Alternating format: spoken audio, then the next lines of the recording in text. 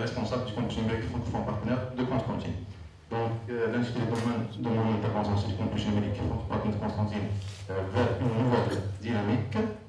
Le CNFP de Constantine, donc c'est synonyme de formation, orientation, projet, assistance, ouverture, visibilité et créativité.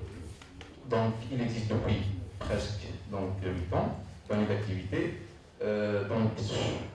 Sur ces 8 années, nous allons assurer plus de 70 ateliers, sessions d'ateliers, un nombre total d'apprenants qui a dépassé les 1200, un nombre total de formateurs aux alentours de 35 formateurs entre formateurs et formatrices, nombre total de projets initiés et accompagnés par le CNFP, donc ces 5 projets, et un nombre total d'événements toujours autour du numérique qui atteint les 10 événements. Et donc c'était juste le résumé de nos activités. Pour le programme de cette année universitaire 2019, donc le plan d'action qui s'articule sur 7 actions. Donc la première action, elle a comme sous-objectif de se faire connaître auprès de ceux qui ne connaissent pas le CNFP, surtout pour les nouveaux bacheliers. Donc l'action pour atteindre cette, bien sûr, sous-objectif, c'est d'organiser des journées d'information, chose qui a été faite au mois d'octobre et au mois de novembre, fin octobre et début novembre. Donc au niveau des sites de la PAC centrale, lors de la journée qui a été organisée par la SDASC, pour les clubs scientifiques, donc le CNFP a participé dans cette journée. Et le deuxième événement a été organisé au niveau du campus. C'était une journée d'information au niveau du campus. Le deuxième sous-objectif, c'est la promotion de l'utilisation des solutions logicielles libres, comme Linux et les autres, donc essentiellement pour les L1, L2 et L3. Donc afin d'atteindre ce sous-objectif, donc l'action c'est l'action, les actions classiques donc des CNF ou bien des CNFP. Donc l'activité principale c'est bien la formation au cours du numérique. Donc ici en 2017, je rappelle que l'université de Constantine elle a signé une convention avec l'université de Limoges pour la possibilité de passage de tout d'abord l'installation d'une plateforme C12 niveau 1 au niveau du CNFP et pour le passage de cette certification au niveau de l'université, chose qui a été faite pendant 2 sessions, à partir de l'année 2018-2019, donc le C2 niveau 1, et même les autres niveaux, n'existant plus en France. Donc ils ont passé à une autre nomenclature, un autre format de certification qui est le PIX. Le PIX avec nos collègues de Limoges, cette année, donc il est en phase de test à leur niveau. Donc on les a contactés. Donc notre université et nos universitaires pourront peut-être bénéficier de cette nouvelle forme de certification à partir de l'année universitaire 2019-2020. Puisque nous avons déjà la plateforme au niveau du CNFP, qui est une plateforme modèle qui contient donc tous les contenus pédagogiques du C2I niveau 1, donc nous avons préféré continuer à l'exploiter en proposant par une autre nomenclature, donc certificat de compétences numériques, donc qui est basé sur la manipulation d'un système d'exploitation. Ça peut être Windows comme ça peut être Linux, outil web, recherche documentaire, gestion documentaire, et notion de bioéthique, que ce soit celui du MS Office ou bien le libre Office comme solution libre. La troisième action, qui a comme sous-objectif donc, le soutien des nouveaux étudiants en matière de programmation informatique. Donc, dans ce sous-objectif, nous avons proposé une action de formation autour de l'initiation à la programmation, chose qui est trop demandée actuellement à notre niveau. Donc, on va juste fixer plutôt des dates des formations pour les étudiants. Donc, souvent, les étudiants viennent justement nous demander des formations dans différents langages de programmation. La troisième action, elle a comme sous-objectif l'accompagnement des doctorants en matière d'outils de recherche scientifique afin d'atteindre ce objectif. Donc les actions de formation à réaliser s'articulent sur les ateliers que nous avons assurés depuis 2011. Donc nous avons 6 ateliers sur la méthodologie de recherche basée sur la connaissance scientifique, la gestion des ressources bibliographiques, la création de posters sous Scribus IMP, création de documents scientifiques sur la tech, traitement statistique avec le logiciel R, et le dernier atelier, c'est comment réussir sa publication. Le 5e sous-objectif, c'est pour répondre aux besoins des tiers-lieux et des espaces de fabrication numérique en matière de formation en électronique et en IoT. Pour atteindre ce sous-objectif, donc là, les actions de formation proposées s'articulent sur 6 ateliers, donc l'initiation à Arduino, l'initiation à l'électronique de base, initiation à la conception et de projets électroniques, développement d'applications Android, réalisation de cycle imprimé, initiation à Raspberry. Parmi donc, ces 6 ateliers, nous avons déjà assuré des ateliers sur Arduino et des ateliers sur le développement d'applications sous Android. C'était en 2017-2018. L'avant-dernière action pour le sous-objectif accompagnement des enseignants en matière d'outils d'aide à la pédagogique. On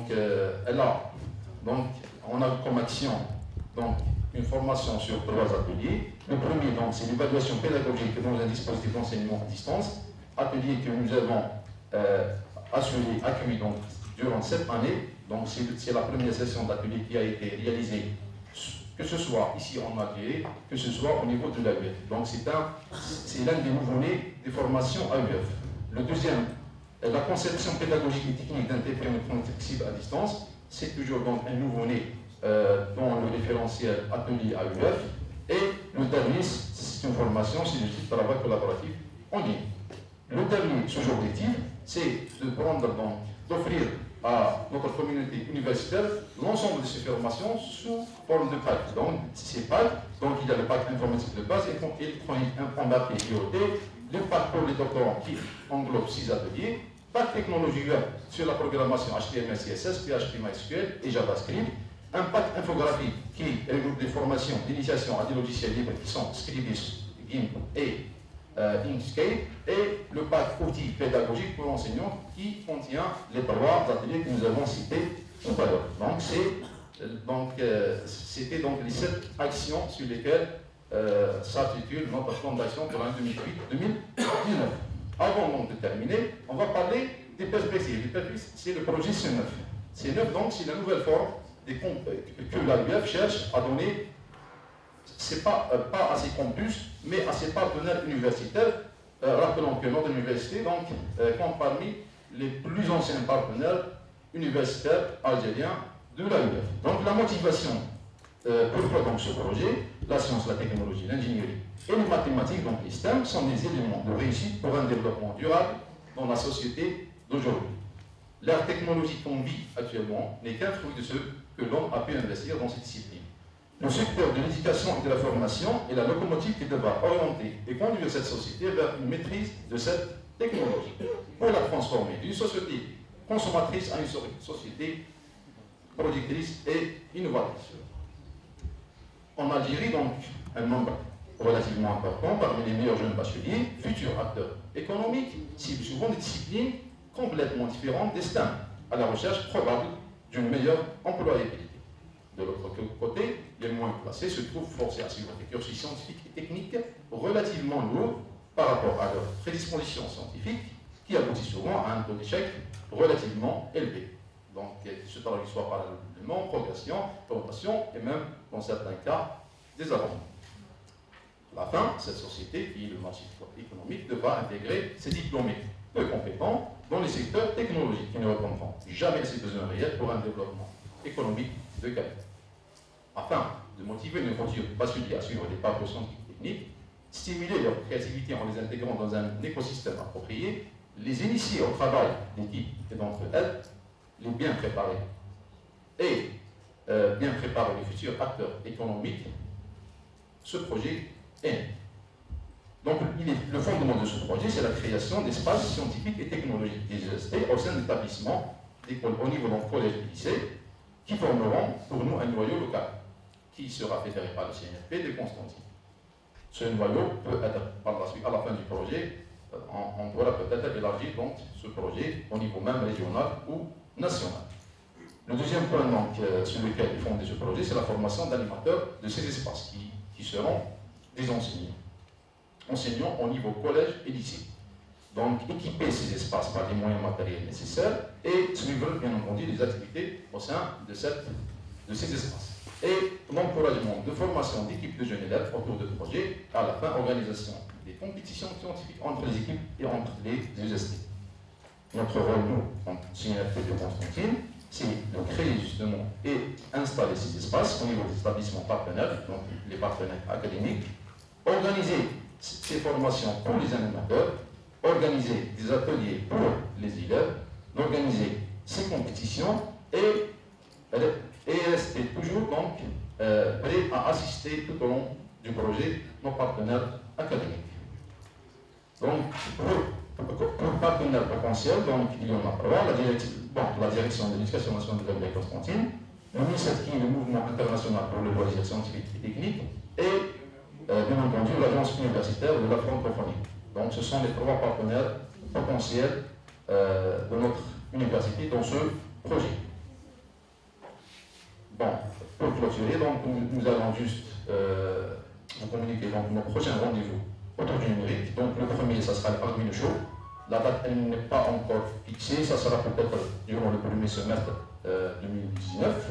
C'est un nouveau rendez-vous numérique autour de Arduino. Ce n'est pas une formation, mais c'est une toute nouvelle forme. Un autre rendez-vous, donc Hours of Arduino, c'est un événement basé sur une compétition autour de réalisation d'un projet à base d'Arduino, où il y aura donc des personnes venues, pas forcément des universitaires, toutes personnes désirant donc participer à cet événement qui durera donc quelques heures, et à la fin donc il y aura une réalisation d'un seul projet. Donc il y aura un seul projet qui sera proposé donc, aux différents participants, une équipe participante, et à la fin donc, on évaluera donc les travaux réalisés. Et le dernier, donc, c'est une proposition que nous avons déjà remis donc, à monsieur donc, le recteur, c'est Science Days 2019. Peut-être les dates probables, ça sera donc le 16-17 avril 2019.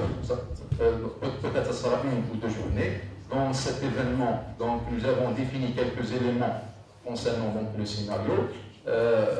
Et peut-être donc, en espérant bien que nous aurons d'ici le mois d'avril, donc on aura la possibilité même d'arriver à créer notre propre C9 avec bien sûr la UF.